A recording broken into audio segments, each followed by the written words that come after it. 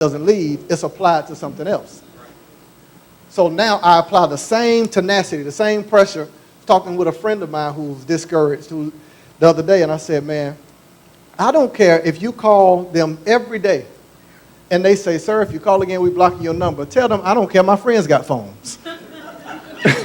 And you pick up the phone and you find ways to position yourself. These things don't just happen. People say that opportunity knocks. No, it doesn't. It hides in a door and wait for you to go looking for it. That you've got to go throughout areas of life that I always say that purpose does not live in a select house. It lives in the neighborhood of the things that draw your interest. When you flip through the channels, what makes you stop on what you stopped on? Out of all the channels you have, what made you stop there? What drew you? What is that whispering? That purpose and passion always leaves clues. I'm going to say this and then I'll hand it right back. But it's important to always marry your passion and your talent. Not your passion and your hobby. You can enjoy your hobby as leisure, but if you want to make money, if you want to make a career, your passion and your talent have to marry each other to produce results. Now, if your passion and your hobby marry each other, you're going to be very frustrated because you love it and you're drawn to it, but you're not talented enough to sustain yourself on that level. I'm passionate about basketball. I was great on my level, but when I got to college, the point guard was 6'8". Antoine Dixon, the other guy was 6'4". I'm coming off a knee injury, and they're healthy and 6'8" and 6'4". One went on to play at Cincinnati, one went on to play at Duke. I was great on my level. My passion drove me to want to play, but my talent couldn't sustain me there. So if I would have said, I'm going to just keep going after it, I'm not going to quit, now I'm a frustrated person trying to pursue a career that will never make me money. Now, you say your gift is communication, but what I noticed, and you and I share a lot of books together, I know that you studied communication books. You studied how people communicated. What gets me sometimes personally, spirit-filled, love the Lord with all their heart, and feel like they have a certain business they want to open, but they never go get books and study that business. Mm-hmm. It's as if they think, since God told me, I'll just go in there and abracadabra, it would happen. And they never go research how to do this. Like what you said this morning, before you left FSU, you learned all the positions, and there was a lady that worked there with you that was sent, and I think I told you one day, that lady was sent to take you to a place that God wanted you. So almost every day, I mean, he would go to the doctor, and she'd call, how long you going to be at the doctor's office? How long you going to be in the bathroom? A little young girl that did not know how to lead, but God strategically put her there to aggravate him. Everybody need a level of aggravation sometime to make you, if nothing else, say Jesus. There had to be a Saul there had to be somebody to get the Saul out of David. Saul had to get the Saul out of David. So there need to be somebody that get the stuff out of us that need to be taken out of us. Sometimes your handicap is laziness, so you're going to job where the boss, like I had a job at one time at a hotel way, way back young, and the man would try to hide and watch to see if I was working. He was big fella. He was. So I hated it, but it made me somewhat. But then those days when I stayed out all night, I had somebody that liked me on the desk that said, go in that room and sleep, and I'll let you know when he's coming.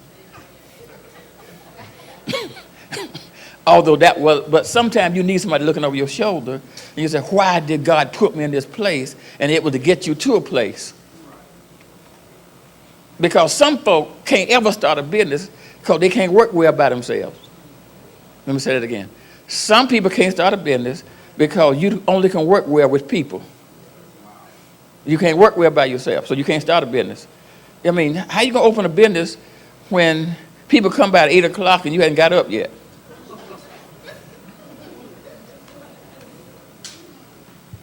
So you have to work with people that's going to say, I demand you be here at a certain time. Until you deliver from that, then you can go back and start a business. Some folk can't get off the phone. So how you going to work? Now, you mentioned something earlier about loving with a limp. I want you to revisit that. Loving with a limp. Because there's a lot of people loving with limps. You all right? Are we boring you? Okay.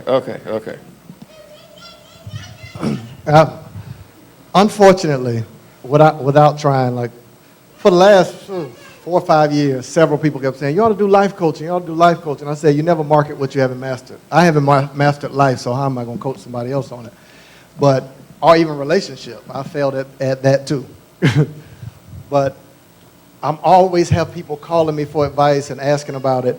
And the concept kind of came from, I started noticing a trend or a pattern with different men and women I would talk to.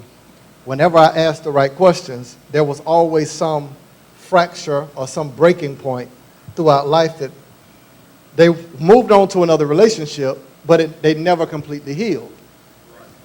So what happened throughout the rest of their life, the only picture I can give you is love is supposed to be like going downhill in a car and the brakes are out. That's what love is, that reckless. It is giving someone permission to hurt you. It is abandoning everything in yourself and trusting the fact that I'll be all right. But most people are never in relationships where they feel comfortable loving the way they want to. Now they love the way they have to. Now you just hit something rare there when you said love, giving somebody permission to hurt you, is the reason some people may not ever really experience love again unless they get healed. Yeah.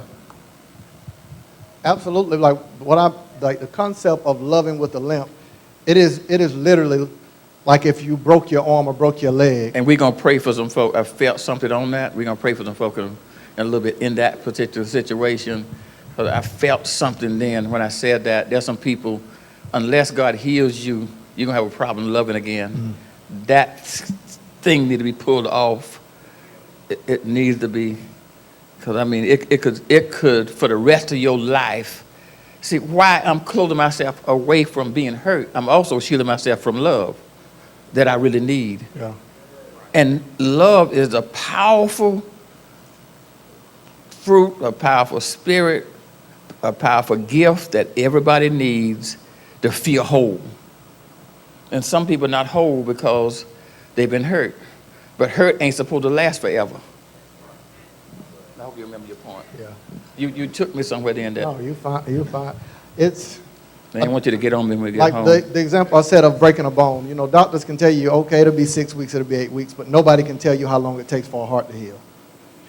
So in essence, what will end up happening is the prison that you built to protect yourself, you're now locked in.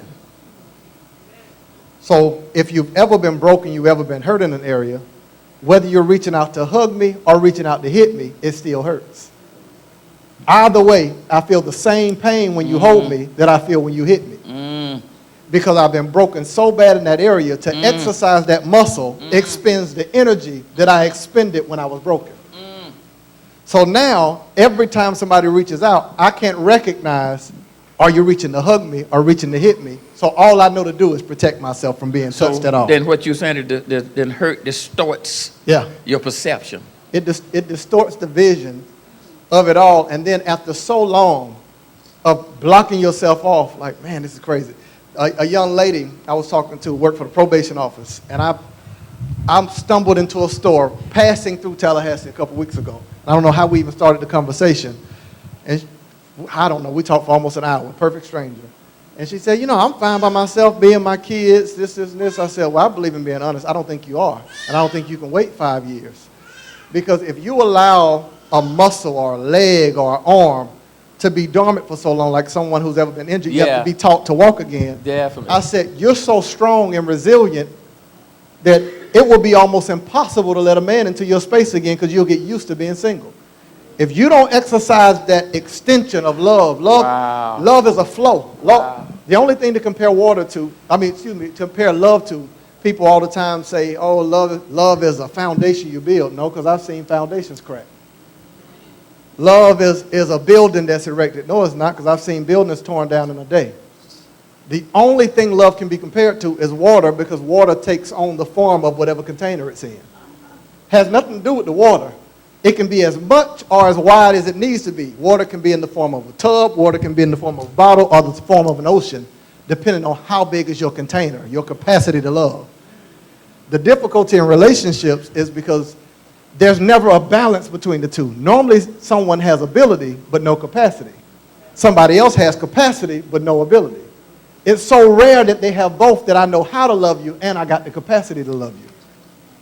So it's normally a fight between the two, because if love is going to take on, y'all with me? If love is going to take on whatever container that it's in, that means both people have to recognize that it is our job to continue to pour into each other and never let the lid be on. Now, you back up. Now, you hit something that hit a nerve. You say you said to the lady, okay, she said, I don't need nobody, is really what she's saying, which was really a lie. But people feel that way because of what they've gone through. But then you said something after that, and I want you to say that again, because we don't want anybody to be in that situation, that being alone shouldn't make you to get to the place that I got to stay alone because now I can't receive love. Yeah. So what did you say? Say that one more time. If I can. Now, it's so odd. This is a digression, but it's so odd that I never know what I'm going to say until it comes out. Like this example, analogy, all this, and then once I say it, I remember it. But those moments of people who, myself included, you know, I went through a situation where I invested money, time, energy. I had been that guy. You know, you played the field, broke some hearts, and at a certain point, you got to reap what you sow. You know, you got to be man enough to accept that. You know, so to finally say, okay, I'm going to get married, and you commit to that, and it don't work out as you plan, you got to swallow that. You got to, as a man, embrace that. You got to understand, okay, it's time to grow up. My heart, which I didn't know, I'm good.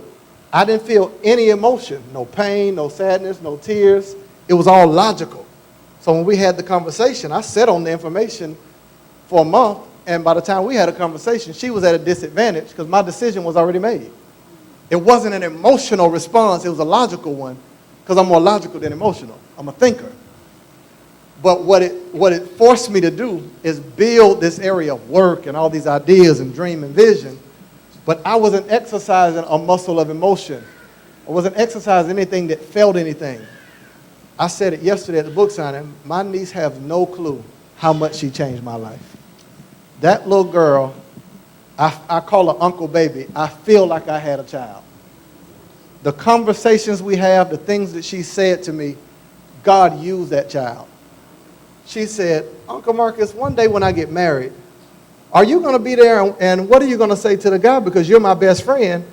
Is he going to be my best friend? Just this weird conversation talking about she don't want to cook for some man and he just sit there. She just turned 8. Just turned 8. And it made me start thinking about something. I believe I've only been a man about 2 years. I was a grown boy. I became a man about 2 years ago. Our conversation made me think about if I was the guy that she brought home to meet me, would I get her? Would I give me my blessing? And the answer was no. So it forced me to say, I've got to change. I'm not good enough to be the person that I would want to see her with, and I love her too much to be with somebody like me. Jesus. So it forced me to say, you have to become a man. In every area possible, you have to be honest with yourself. You got to accept truth. Like now, it's so funny. When someone talks about, I guess people are so weird on Facebook and Instagram and some of these social, like some of the mean messages I get, I don't understand it, but I post some things that's always encouraging, and I get those, yeah, right, if you would have told yourself that, and that kind of thing.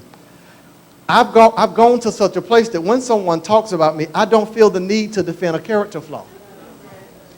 I agree with you that guy was like that.